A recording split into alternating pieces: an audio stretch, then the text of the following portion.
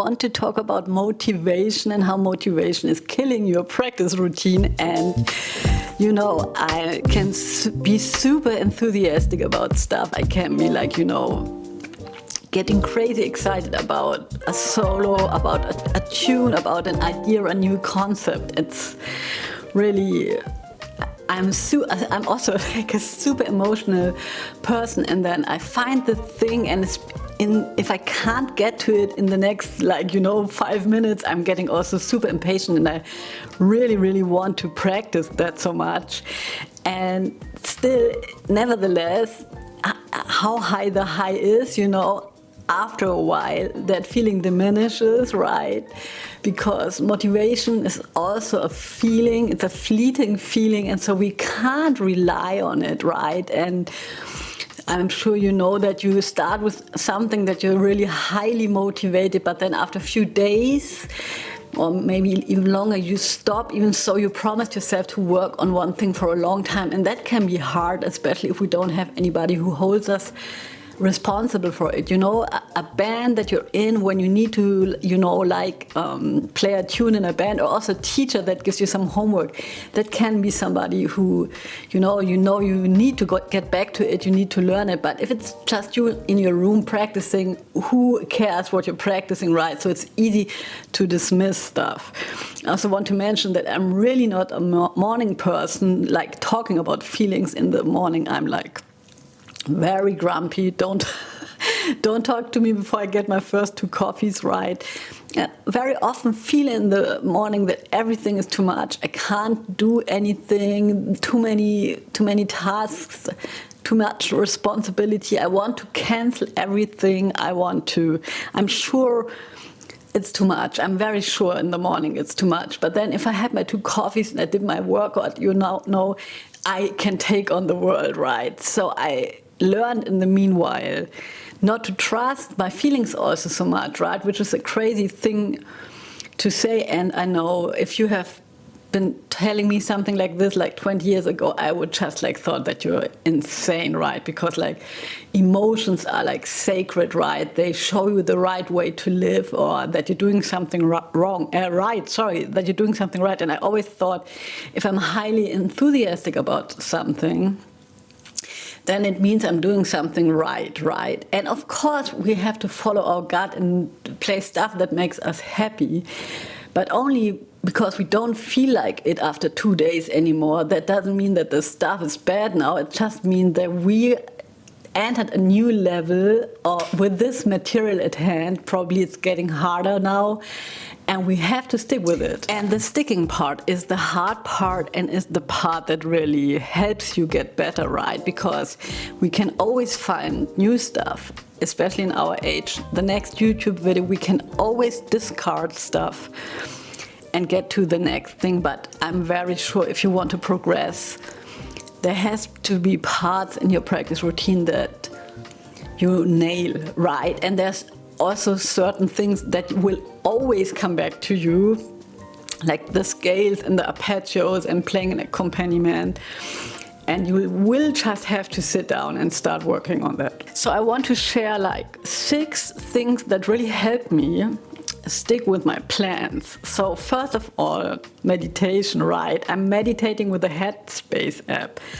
And since I'm meditating, and I'm not meditating every day, but I'm trying to meditate at least several times a week, I am able to catch my thoughts, right? Because first of all, very important, thoughts are not facts, right? And sometimes I can be so much in my head, so much in my thoughts, right? Like a spiral, you know, it starts somewhere and then stuff comes up and it goes down a route. And then, you know, we can be so much in our head, we don't even realize what we're thinking, and that the thoughts drag us down. So meditating helps me with, you know, getting away of the state of sort of I'm being my thoughts. If I'm thinking I'm a bad guitar player, then I am a bad guitar player. But this is not true, right? Like thoughts are not fact. Because you're thinking this, it's not true. Also, if you're thinking you're a great guitar player, might also not be true. So when I'm having a task at hand and I already feel like I not want to do it because most of the time anxious and overwhelmed, I'm trying to say to myself, don't think. So I'm trying to stop myself from going down this negative thought spiral. I'm trying to catch myself and so for example, if I go to the gym and I feel like there comes this thing, it comes in many forms, right? One form, my favorite form is like, should I go to the gym or practice? So my brain works like this, that I always have to do two things that fight against each other, and then I can like stay with it forever. But what the thing is, what happens then, I'm not going to the gym and I'm not practicing, I'm just obsessing about the right decision, but that's another subject. Anyways, tip number 2 is creating a routine that is alongside delayed gratification, delayed gratification, that's you get something that you want to have, but not now. So I'm going to explain it in 2 examples. One example is my gym routine.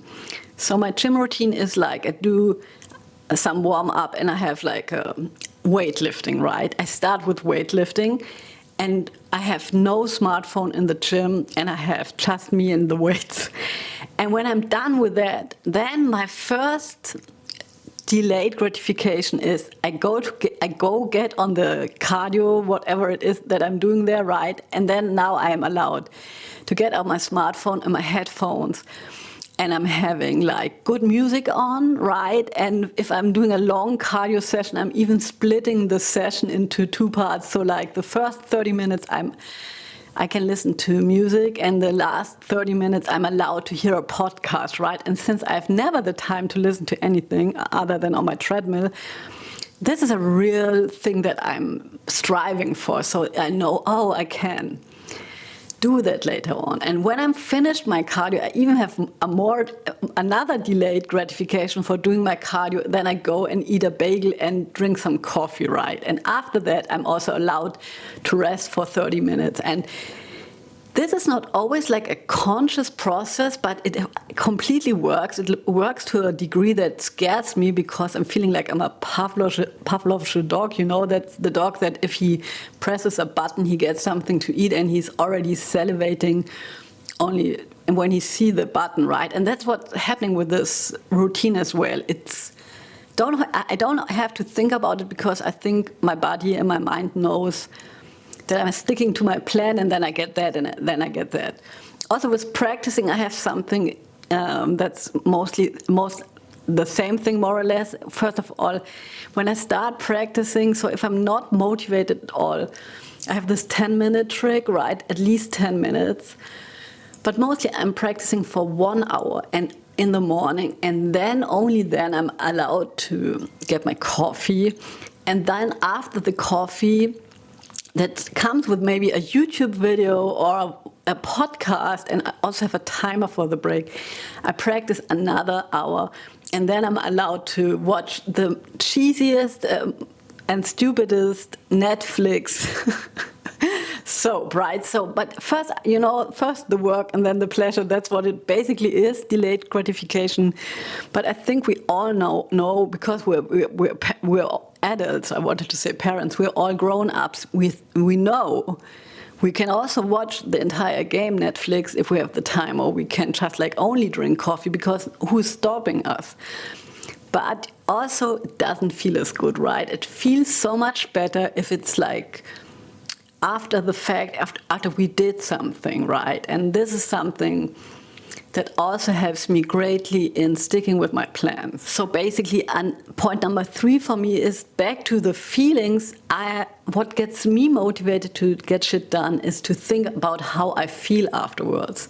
So with sport, other than being healthy and fit, is really, I know my head is clear. I can think, I don't have a brain fog after the sport. I have so much on my mind, I have so much stuff to organize.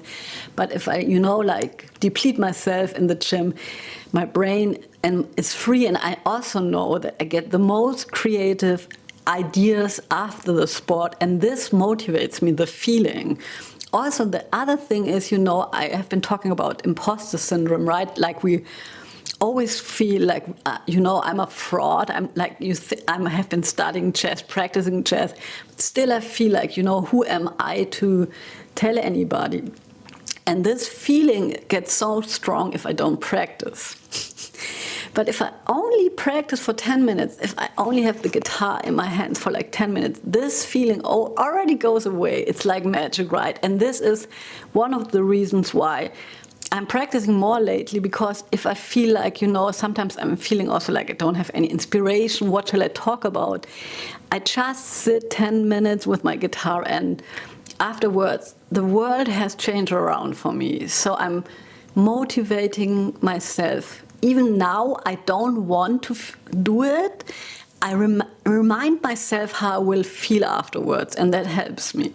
Yeah, and then of course being organized is a huge thing. Having a practice plan, have your practice place set up so that you can, you know, just sit down and practice. Also having small tasks, not like, you know, wanting to tackle the real book in one day, but just like one chord, one mode, one scale position, and just thinking, you know, we all are stressed out in our world, so much stuff to do, and then we sit down with the guitar, and often we take all the stress of our everyday life into the guitar, which is not good. So I recommend just like playing slowly, relaxing, and accepting that real progress takes time, like it always does, right?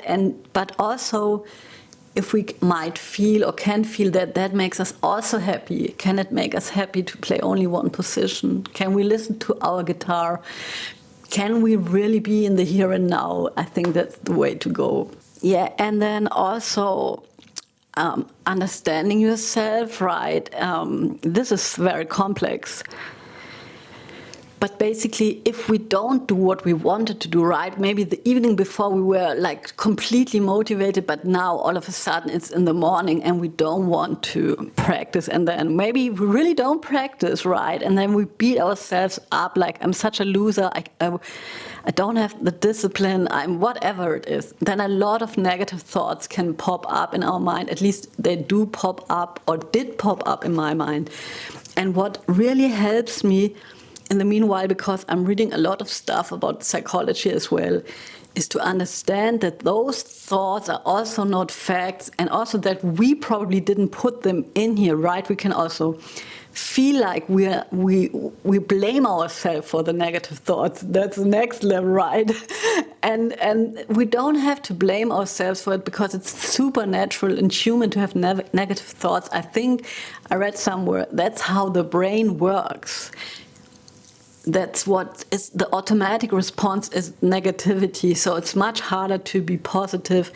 So let's, you know, not beat ourselves up for having negative thoughts. And also understanding that those thoughts that pop up then, right, they're completely automated, right? We're not like consciously pulling on those thoughts, but they just come, they're triggered by the situation, by the feeling. And we need to learn to maybe think different thoughts, but that takes like forever, I guess. And last but not least, I wanted to say, try to feel the nuances, right? So I'm having a really hard time most of the time to be proud of myself. And I'm just like thinking I should be proud of myself, right? And that's maybe my negative thought pattern. Or I'm thinking it doesn't have any sense what I'm doing, I'm not getting better, or whatever it is. And so that's also very black and white. And then I'm just trying to understand or to feel if there's a little bit more than black and white. So maybe I'm a little bit proud that I did that. Maybe I'm feeling a little bit different. Maybe I'm not like a completely bad guitar player, but maybe like I'm just struggling with this one chord, and just not, you know, paint with a broad brush, but just like I think we have to feel that somehow, right? And how, you know, we allow ourselves to feel good, right? So now I'm back to the feelings, right? Anyways, I hope that's helpful, and I see you next week. Bye.